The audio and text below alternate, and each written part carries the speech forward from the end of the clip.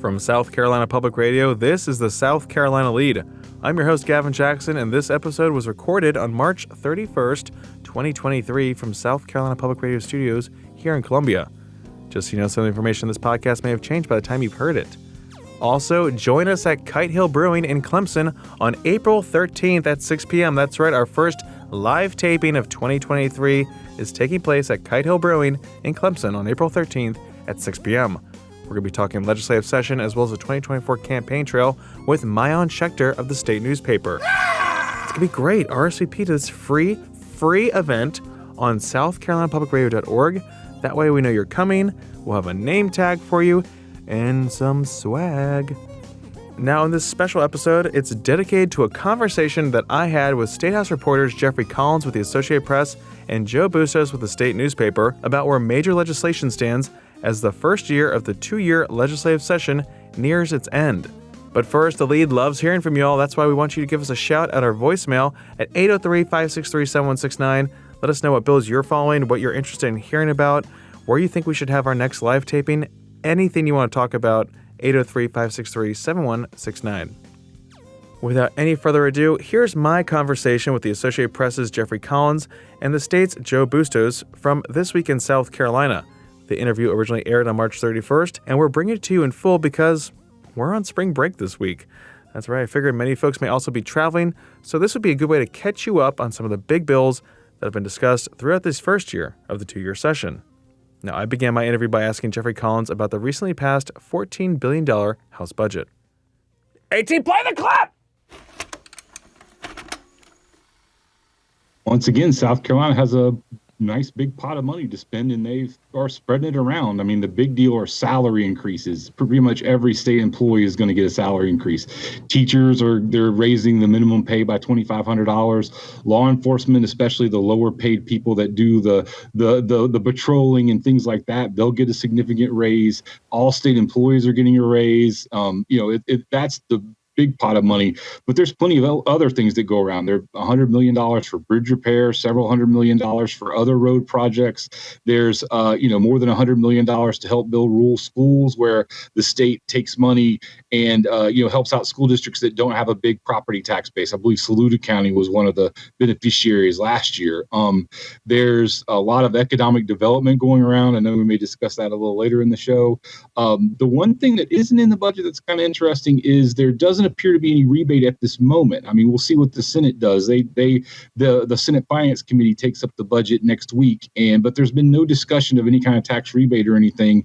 But the income tax cut, that the graduated cut that's been going on that started last year, looks like that's on tap too. So there will be some tax cut, but it doesn't look like a rebate's on the table at the moment. And Joe, you follow the budget closely too. Any additional items that jumped out to you, especially when we look at that debate that played out on the House floor with the House Freedom Caucus really introducing a lot of amendments, some that weren't tangential to the budget that got ruled out of order. Just what stood out to you? So some other highlights of the budget. We've had there's $200 million for mega site development for the Department of Commerce, $196 million for Medicaid and Medicare expenses reimbursements.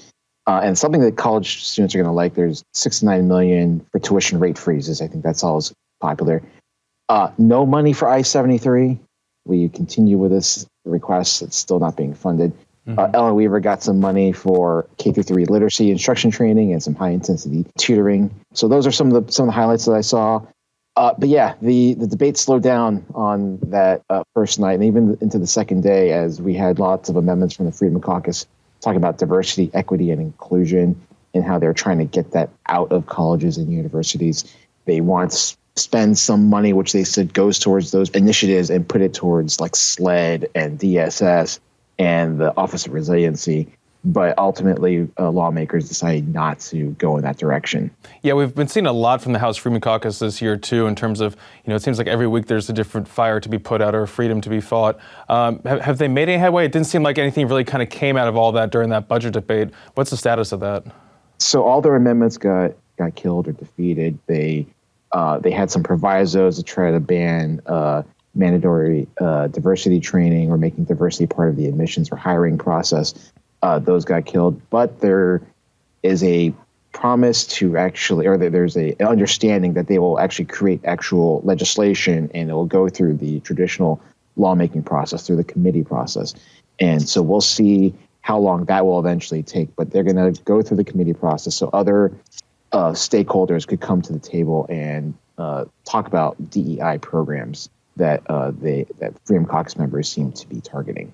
And Jeffrey, you've covered a lot of budgets as well, and you've seen this process. It's been a little bit more sedate over the years, especially in the House and the Senate as well. So I'm wondering if we're going to see anything similar play out in the Senate, or do you think it's going to be kind of business as usual? Do you expect any big changes to the budget in the Senate as they go through it this month? I think what you see is going to be more or less what you get in the Senate. I mean, there could be a couple of surprises. Of course, they have a different priority system than the House does. And I mean, it's like, like when you turn a story in your editor, something's going to have to be changed because there's a Senate and that's what they do. So I do think, there's one thing that wasn't in the House budget or any earmarks, those programs that lawmakers get in maybe to fix their local park or something like that. Those will get added in here on the Senate side. And like I said, there'll be some changes around the edges, but the general framework of it is probably going to stay the same when the Senate Finance Committee goes through it next week. Mm-hmm. Yeah, and those provisos too, that's where we were seeing with the House Freedom Caucus really trying to push some agenda items because those provisos can lend themselves to that. We've been seeing that process played over the years too. So any different provisos maybe you see come out of the Senate that we haven't seen before? There are some conservative senators that will probably try to do some similar things to what the Freedom Caucus did. There will be some, probably some provisos that deal with transgender issues, some provisos that there's always usually some kind of debate on abortion that ends up coming in the budget. So I expect those kind of things, although probably not the intensity that you saw in the House. Mm-hmm. Joe, another big thing tangential to the budget was that $1.3 billion Scout Motors incentive package. That's a huge package for that $2 billion investment for Scout Motors that's going to be relocating, creating a new factory here in the Midlands, bringing some 4,000 jobs in the coming years. Your paper did a deep dive on that deal. Tell us about this transformational investment, what folks are saying up there at the State House, and just what's in this incentive package. I think one of the things that's interesting is they talk about how BMW transformed the upstate. It went into Spartanburg County. It has helped grow that area. Same as expected with the Scout Motors deal here in the Midlands. $1.3 billion is a lot of money. $400 million of that is a straight grant to the company to help them with construction costs. The state's going to help build interchange off of I-77, put in a railroad bridge as well. They're going to help with soil stabilization through a loan because it's going to be a heavy plant that's going to be there. It's supposed to bring 4,000 jobs to the area by 2026 with a huge economic impact for years to come if it comes to fruition. There are some clawbacks in here. If Scout doesn't bring the jobs that they promised, the company would be responsible for up to $790 million back to the state of South Carolina.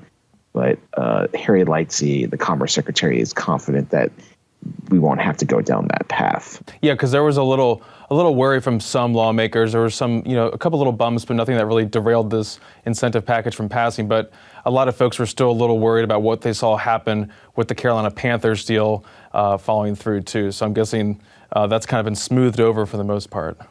You have lessons learned from previous deals, so you have to put these types of clawbacks in there from time to time. Mm-hmm. Jeffrey, I want to pivot really quick to the latest on abortion legislation. Obviously, when we spoke at the beginning of the session, that was something that was dominating the headlines because we just saw that state Supreme Court decision that overruled the 6-week ban in the state.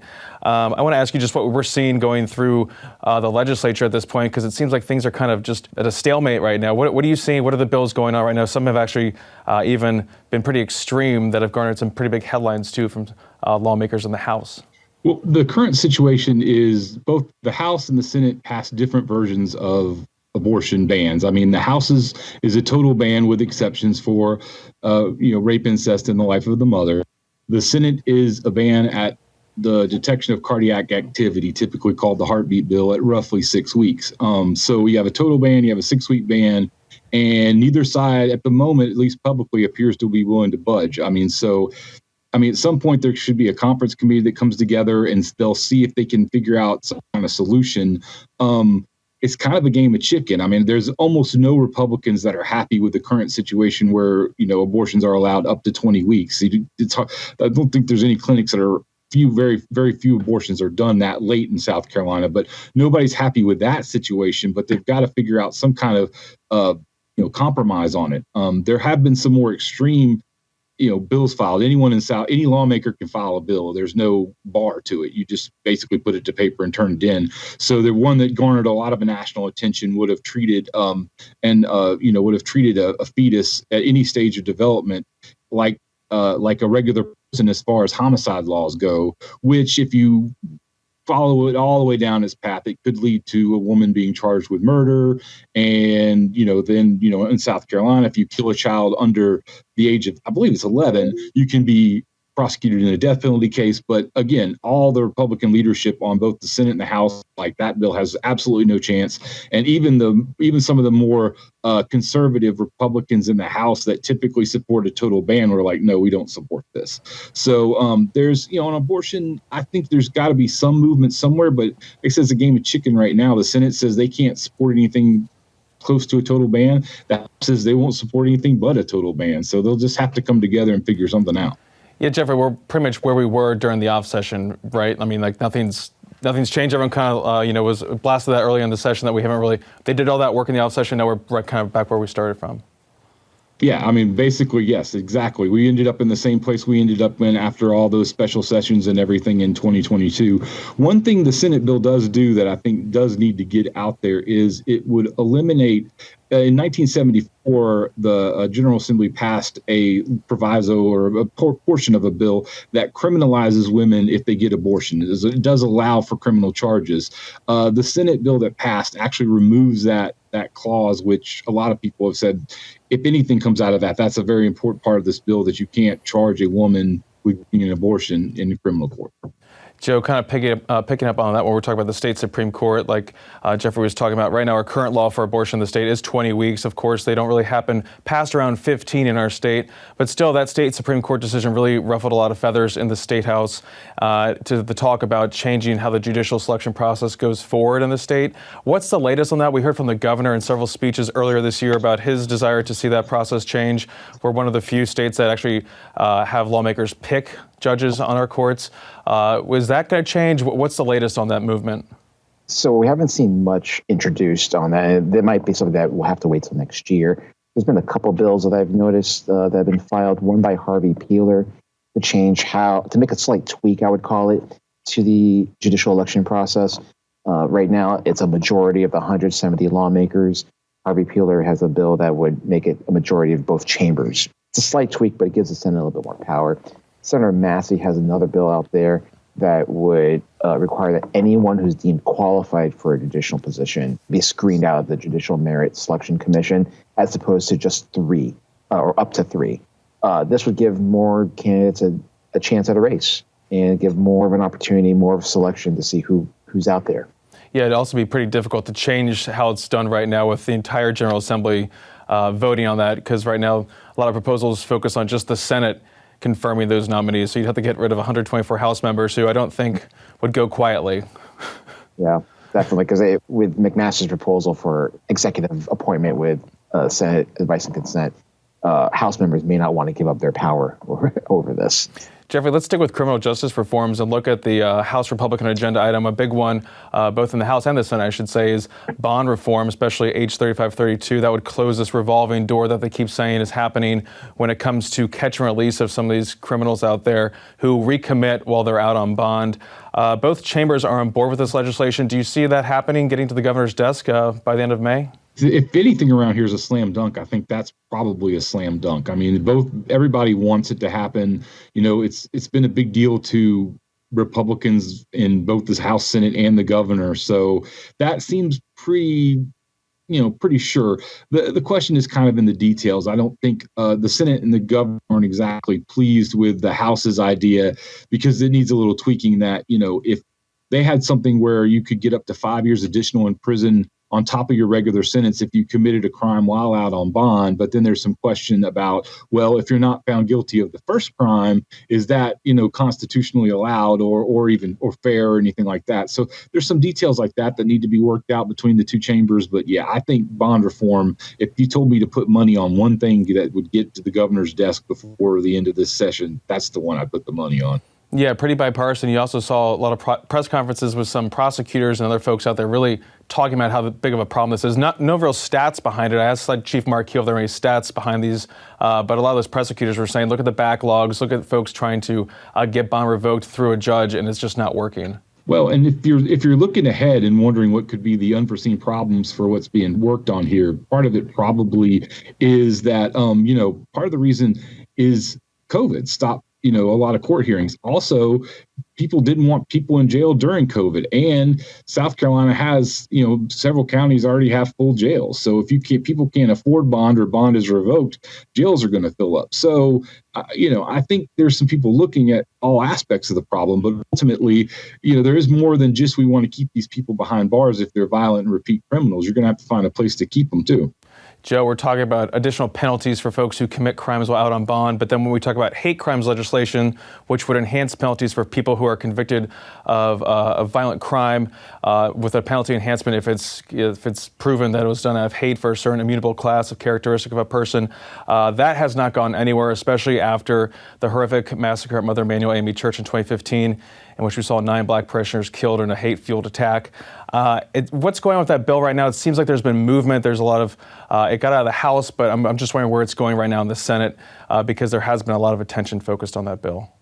So yeah, as you said, the bill, it passed the House again, but it's now back in the hands of the Senate. It stalled last session in the Senate. The bill, it would have additional penalties for violent crime against a person based on their race, color, religion, or sex, or gender, or national origin. South Carolina is one of those 2 states without a hate crimes law, but it did move out of a Senate Judiciary Committee on Tuesday at a 15-8 vote. Now it's back in front of the full Senate. It didn't go anywhere. It stalled in the Senate last year because some senators had concerns over it, and they were kept their name on it, and it just didn't move. So we'll see if there's any more, if they could get it over the last hurdle this year. And Jeffrey, I was just talking about, like we said, the Mother Emanuel shooting back in 2015. We've seen mass shootings in our state since then and across the country, of course, and most recently that tragic shooting in Nashville at a school this past week that left 6 dead. Are there any gun reform measures going through the State House at this point, or is that kind of a lost cause in a Republican legislature? Gun reform bills, no, unless you count. There is the constitutional carry bill that passed the House that allows anyone who can legally own a firearm to carry it openly. They don't need any training or a permit or anything.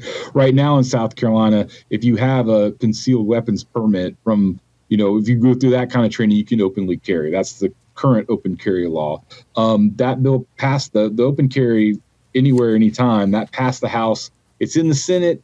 I haven't heard much about what might happen, but the Senate kind of, when they passed the last bill, they didn't say much about it. And then all of a sudden at the very end of the session, it popped up one day and got passed like that. So, I mean, sometimes I'm not sure where that one is, but it wouldn't surprise me if that gets at least some debate in the Senate before this session's over.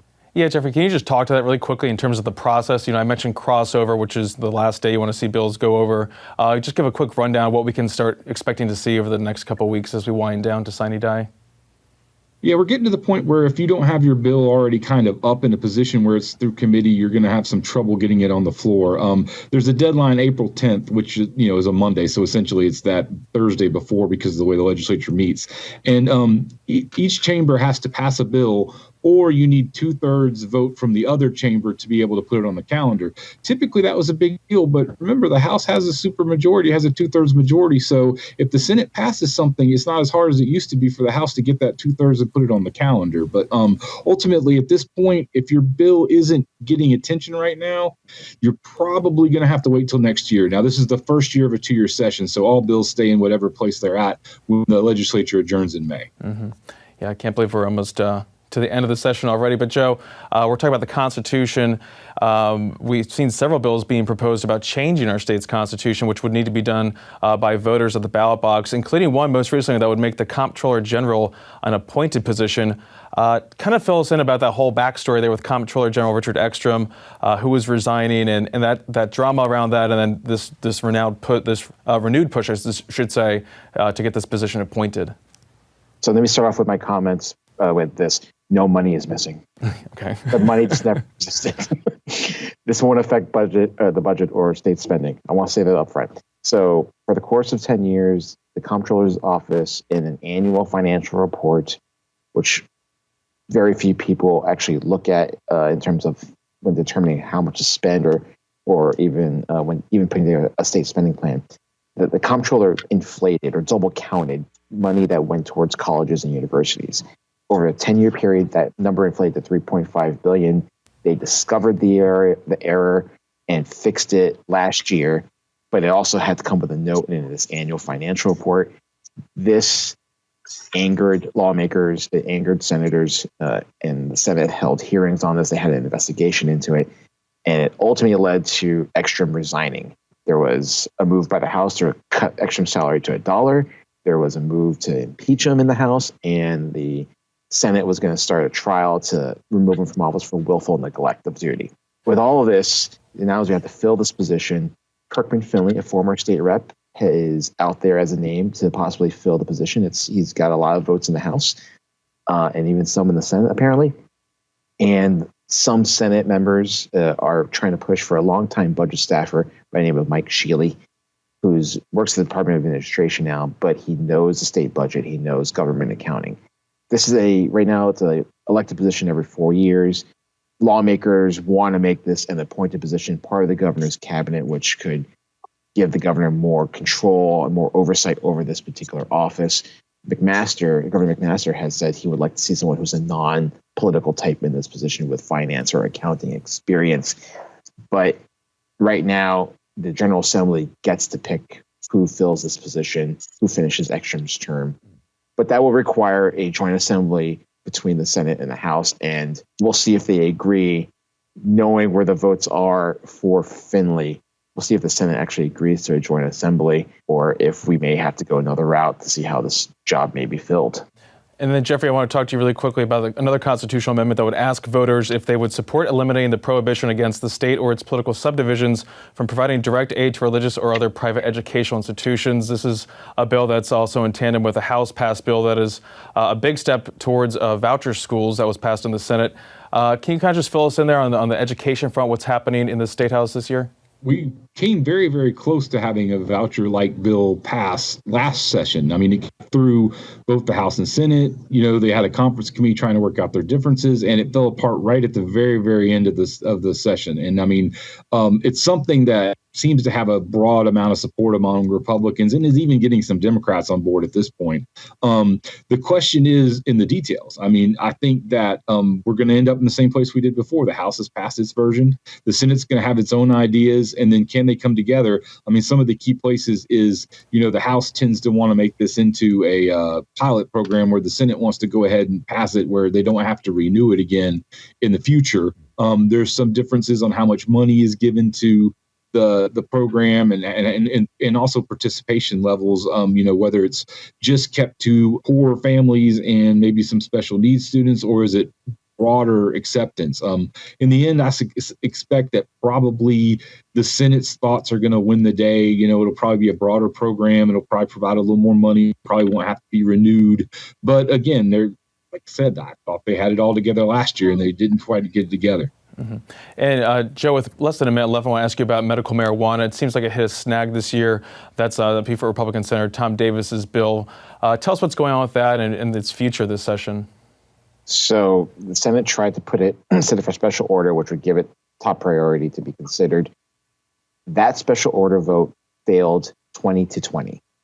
Couldn't get a majority of the Senate to agree to it, at least a majority of those voting. This is even after the Senate passed it last year. So Senator Davis voiced his frustration on the Senate floor, was very emotional. He said he had been working and building up capital with his fellow lawmakers, and it just didn't go anywhere. And the idea that the bill has not been vetted, he said, is wrong. This bill has gone through 8 years of vetting. But right now, it looks like the legislation may be stuck again for one more year. Okay, AT, it's over. Hey, my gosh. You take 1 week off and everyone just forgets how to do their job around here. Anyway, thanks for listening to the pod, guys. Show us your appreciation by leaving us a review on Apple Podcasts or a voicemail, 803-563-7169. Maybe you were on spring break. Maybe we tagged along with you. We would have preferred an invite, but that's fine. Let us know where you were, 803-563-7169. You can also stay up to date with the latest news on scetv.org and southcarolinapublicradio.org. And don't forget to support your local newspapers. For the South Carolina Lead, I'm Gavin Jackson. Be well, South Carolina.